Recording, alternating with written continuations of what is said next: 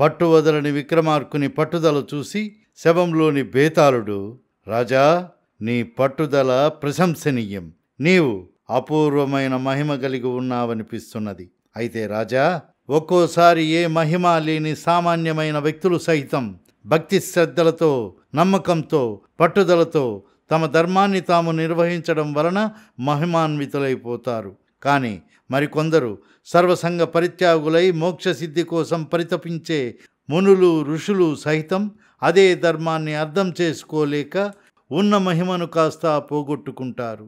ఇందుకు ఉదాహరణగా నీకు మార్గాయాసం తెలియకుండా ఓ సామాన్యమైన మహిమగల ఋషి గురించిన చాలా చిత్రాతి చిత్రమైన ఓ వింత కథ చెబుతాను, ఆలకించు అని చెప్పడం ప్రారంభించాడు.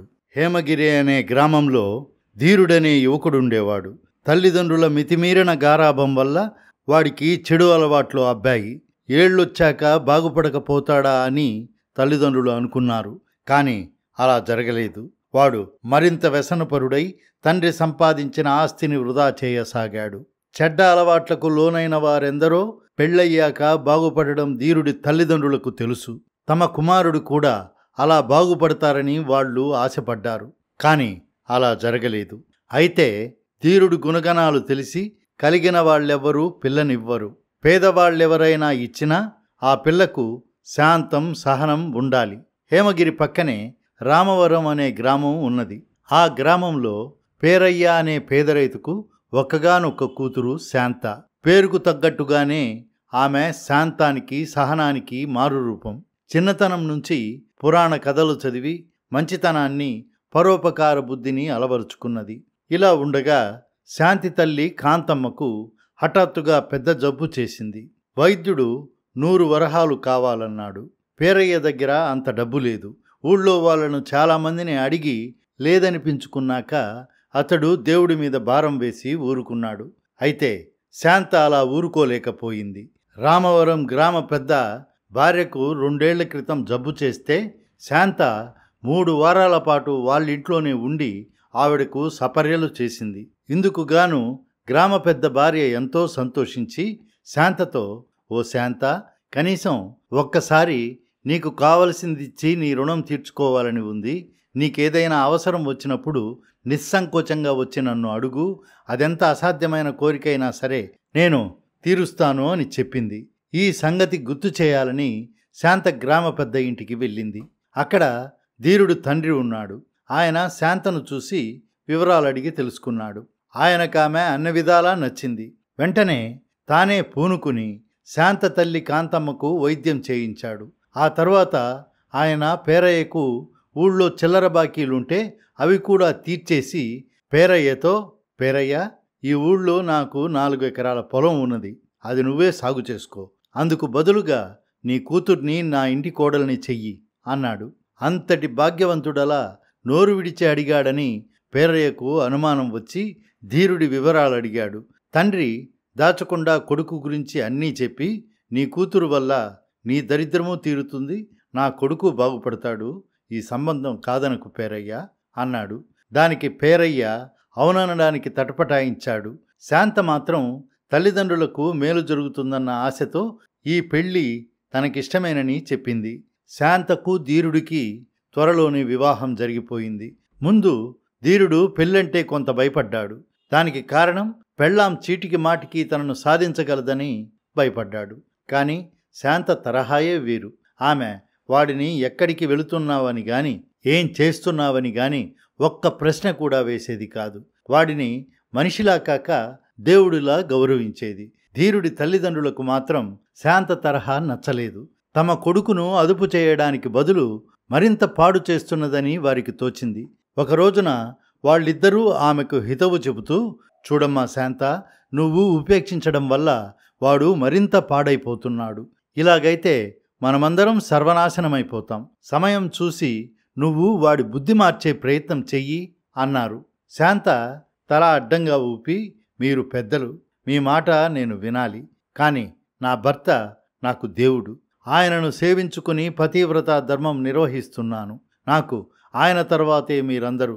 అందువల్ల ఆయన విషయంలో తప్ప మిగతా అన్ని విషయాలలోనూ నేను మీ మాట తప్పకుండా వింటాను అని చెప్పింది. ఆమెకు ఇక ఏమీ చెప్పలేక అత్తమామలు ఊరుకున్నారు. కొన్నాళ్ల తరువాత ధీరుడి ఆరోగ్యం పాడైపోయింది. వాడు మంచం పట్టాడు. వైద్యుడి వచ్చి చూసి, దుర్వ్యసనాల వల్ల వీడి ఆరోగ్యం పాడయింది, ఏ మందులు వీడిని బాగు చెయ్యలేవు, ఇక వీడి జీవితం ఇంతే అని వెళ్ళిపోయాడు.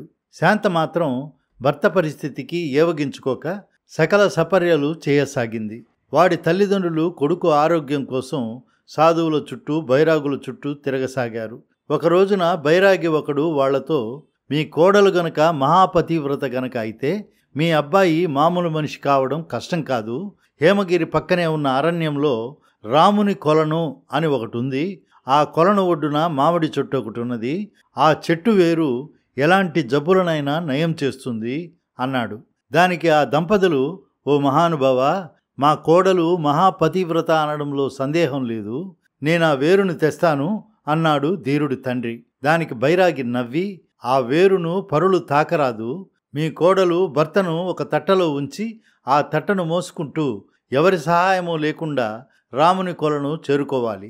అక్కడున్న మామిడి చెట్టు కింద ముని ఒకడు తపస్సు చేసుకుంటుంటాడు. ఆయన తపః ప్రభావం వల్లనే ఆ చెట్టు వేరు మహిమగలదయ్యింది. మీ కోడలు స్వయంగా గొడ్డలితో ఆ చెట్టును నరికి మొదలంటా పెకరించి వేరును తీసి భర్తకివ్వాలి. అది నమిలితే మీ అబ్బాయి తిరిగి మామూలు మనిషి అవుతాడు అని చెప్పాడు. ఈ విషయమంతా శాంత కూడా విన్నది.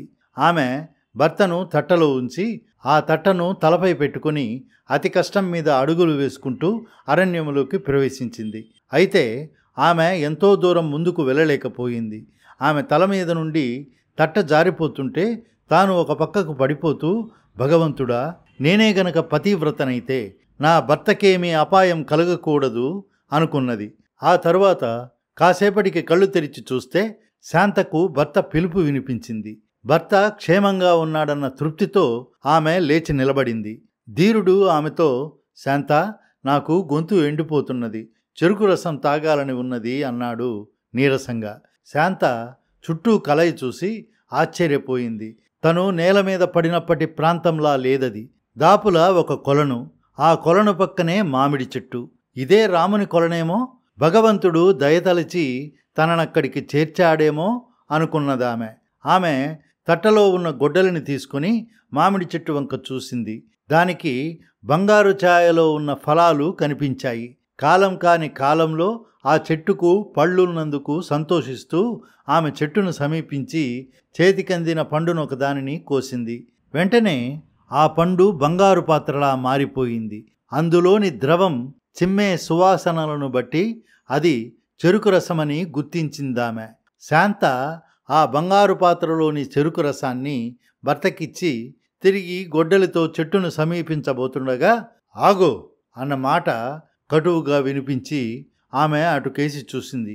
ఎర్రటి పంచకట్టు కట్టుకుని, మెడలో రుద్రాక్షమాలతో, నొసట విభూతితో, తలపై పెద్ద జుట్టుముడితో ముని ఒక ఫలవృక్షాన్ని నేలకూల్చడానికి ప్రయత్నిస్తున్నావు, ఎవరు నువ్వు అని మరింత కటువుగా ప్రశ్నించాడు.